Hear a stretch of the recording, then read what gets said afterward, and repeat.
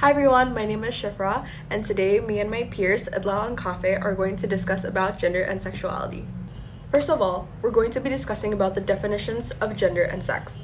Gender refers to the personal traits, social position, and the meaning of a culture that a member of society attached to being a female or male. Gender is a dimension of social organizations, shaping how we interact with others and how we think about ourselves. Next, gender involves hierarchy, which places men and women in different positions in terms of power, wealth, and resources. On the other hand, gender stratification is the unequal distribution of wealth, power, and privilege between men and women. Gender affects the opportunities and strength we face in our lives. Therefore, we must be careful not to think of social difference in biological term in avoidance of indirect sexism. Now, I'm going to be talking about gender and social inequality.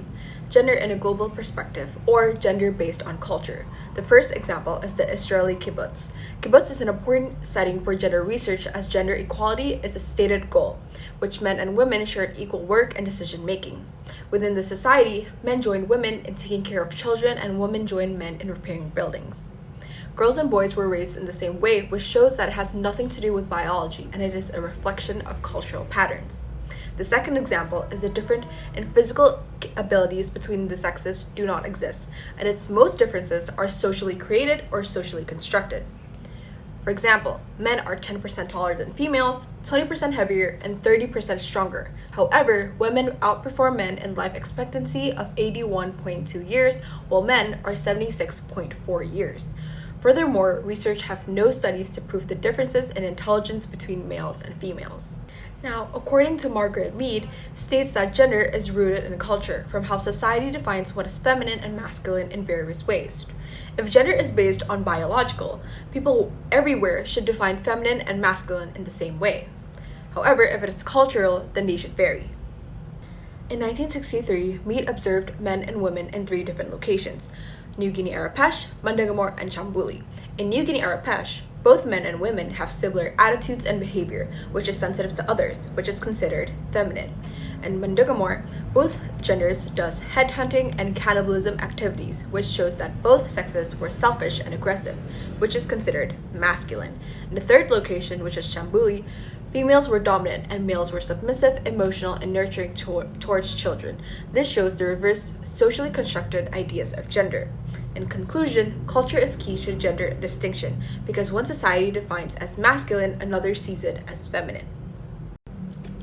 In 1937, George Murdoch did a research about global agreement on what is feminine and masculine and also about the variety in agriculture. In the global agreement on what is feminine and masculine, men represents hunting and warfare. Secondly, women represents anything home-centered, such as cooking and child care. This is based on the pre-industrial society's apparent assigned roles, reflecting men and women's physical characteristics. Secondly, a variety in agriculture. Women did farming in about the same number of societies as men. However, in most societies, 2 sexes divided the work. Now, we are going to be talking about patriarchy and sexism. There are evidence where women have much greater power than men. For example, in Musou, China, there's this thing called matriarchy. Matriarchy defines as ruled by mothers. It is a form of social organization in which females dominate males. Women mostly control the property, select their sexual partners, and make most about their decisions in their everyday life. However, which is more commonly known and is implied in everyday life, is patriarchy. It is defined as rule by fathers, a form of social organization in which males dominate females. It is found everywhere and varies in forms throughout history. Now we're going to be talking about the cost of sexism. Sexism defines as the belief that one sex is innately superior to the other. Furthermore, institutional sexism defines as sexism in the economy and institutions of society. For example, women are highly concentrated in low-paying jobs. The cost of sexism firstly limits the talent and ambition of women. Masculinity in some cultures encourage men to engage in the use of tobacco, alcohol, dangerous sport, and etc. A researcher called Marilyn French is an American author that quotes, "Patriarchy drives men to relentlessly seek control not only of women but also of themselves and their world." Now, must patriarchy go on? Most sociologists believe that gender is socially constructed and can be changed. Firstly, sex roles are defined as the attitudes and activities that a society links to each sex. Males are represented as ambitious and competitive, which encouraged them to seek out positions of leaderships and play team sports. However, on the other hand, females are represented as differential and emotional. They're expected to be supportive helpers and too quick to show their feelings. And now we talk about gender and socialization.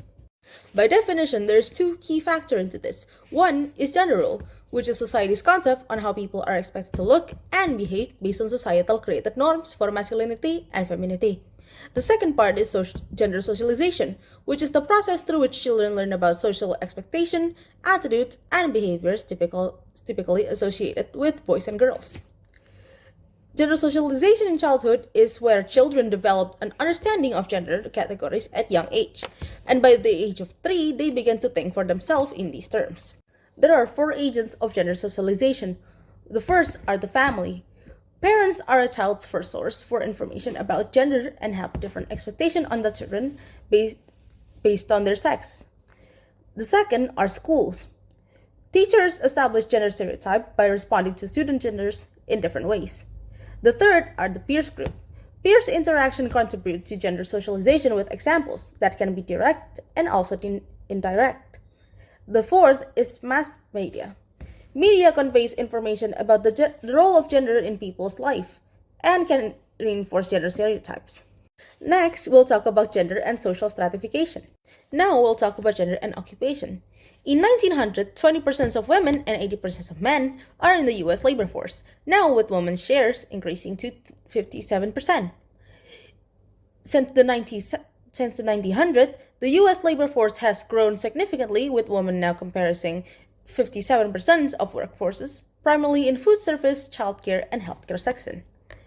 A recent survey revealed that 24% of S&P 500 companies in the USA have a female CEO and 70% of corporate board seats.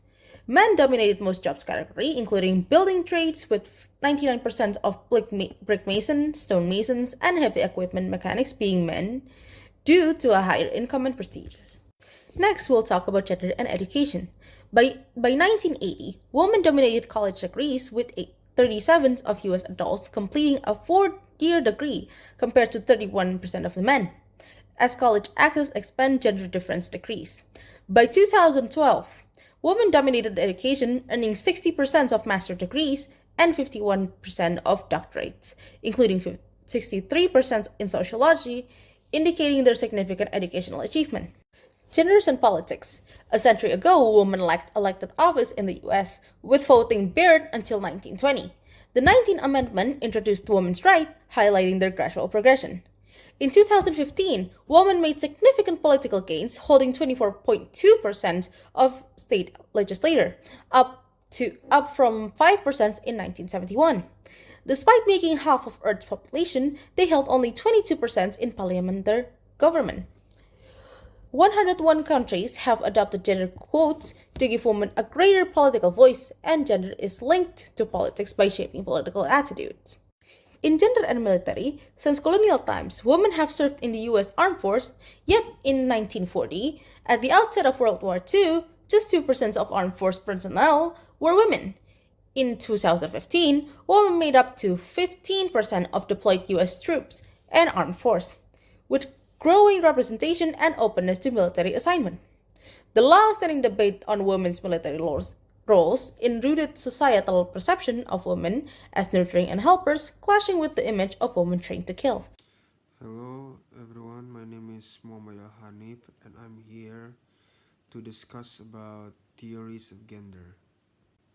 Definition of gender exists universally in societies, and sociology macro-level approaches such as structural, functional, and social conflict perspectives explores its central role in social organization.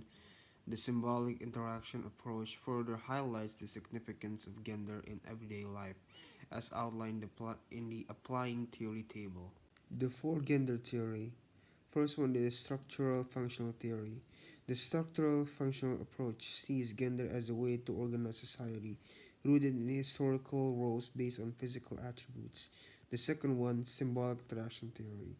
The symbolic interaction theory approaches examines society on a micro level, focusing on face-to-face interaction.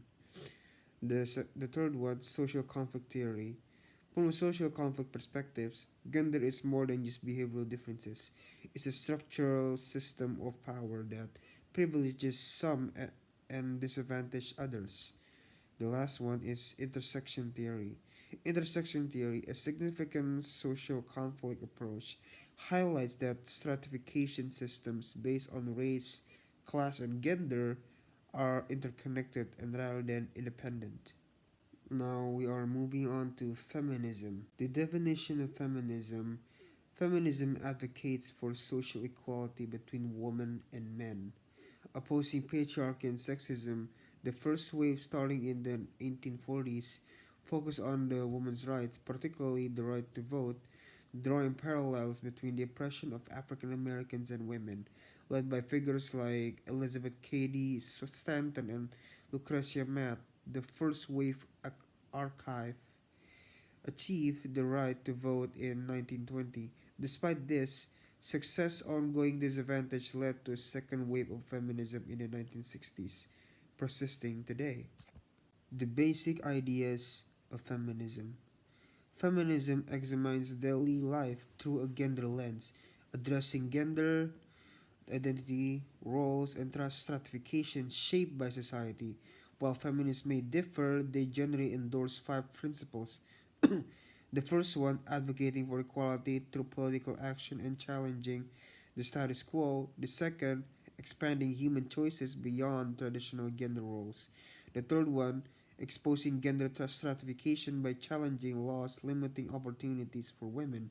Fourth one, working to end sexual violence, highlighting how patriarchy contributes to abuse. The last one, supporting sexual freedom, including women's control over their reproductive choices and advocating for LGBTQ plus rights. The types of feminism. Feminists, united in their pursuit of gender equality, differ in approaches as the following: liberal feminism, expanding rights within society; socialist feminism, advocating for system change through a socialist revolution; radical feminism, seeking to eliminate gender itself. The last one, multicultural feminism, recognizes diverse experiences considering race and class, while global feminism acknowledges common oppression among women worldwide, recognizing their distinct positions in a global context. These perspectives emphasize that understanding gender stratification requires considering multiple dimensions of oppressions and privilege. Public support for feminism. Feminism, calling for substantial change, has faced controversy, with only about 20% of US adults identifying as feminists, while some oppose it due to fear of losing privileges. Other than distrust radical expressions challenging traditionally family roles. Women with less education and those not working outside the home show more oppression. Race and ethnicity also influence attitudes, with African Americans expressing strong support, followed by whites and then Hispanic Americans with somewhat traditional views. Academic circles widely support feminism, but critics argue it may overlook gender differences and undervalue women's unique contributions, especially in childcare. Most Americans support equal rights but prefer individual advancement over collective action. Opposition focuses on socialist and radical forms, while liberal feminism gains broad support. Notably, there's a clear trend towards greater gender equality, with a significant decline in support for traditional gender roles from 1977 to 2012. Gender, like looking ahead. Predictions about the future of gender and society are educated guesses.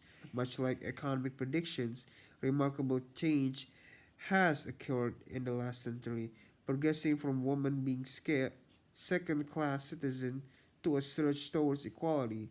While women still face social disadvantage, significant strides have been made. The workforce saw a substantial increase in women in the 1990s, with a majority of families having both spouses in paid labor by the 2000s. Women's economic contributions are crucial and more married men have wives earning more than them.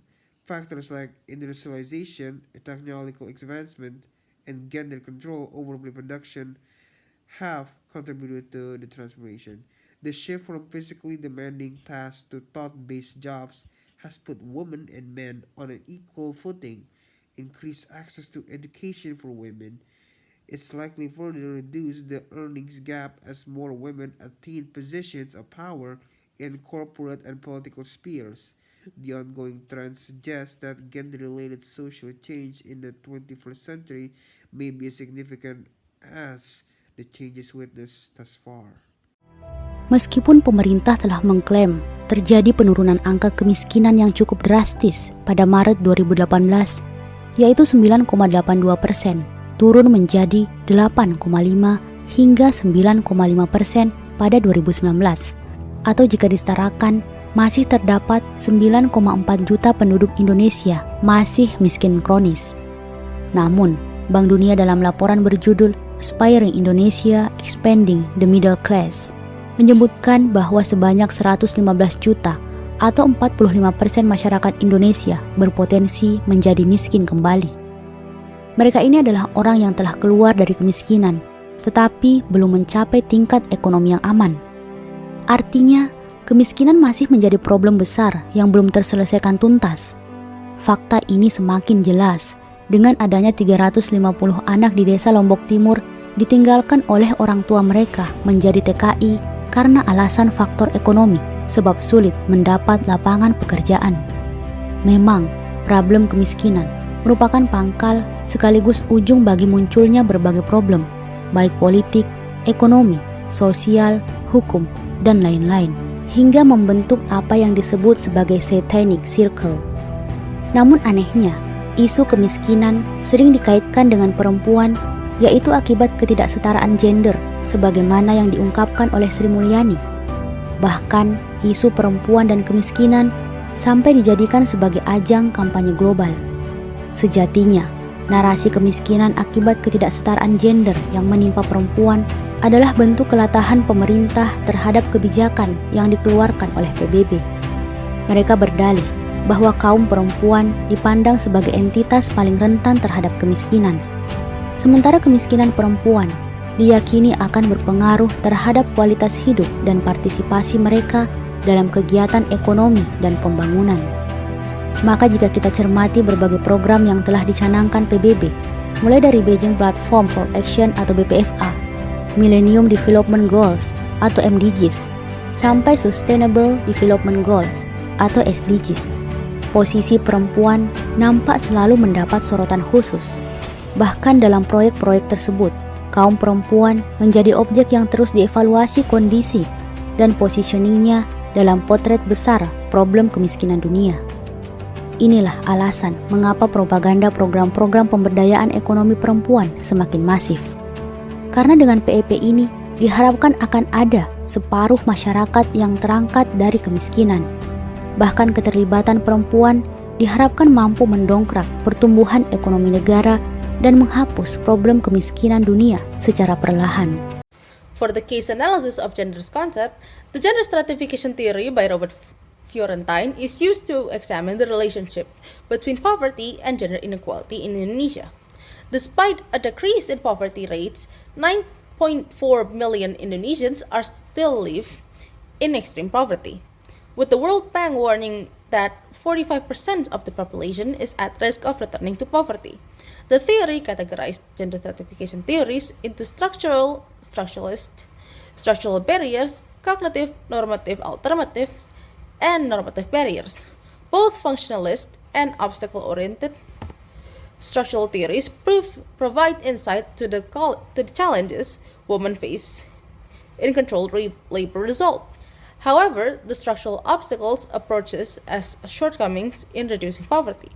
The Fiorentine frameworks offer a more comprehensive view of poverty, gender, and structural issue in natural source management.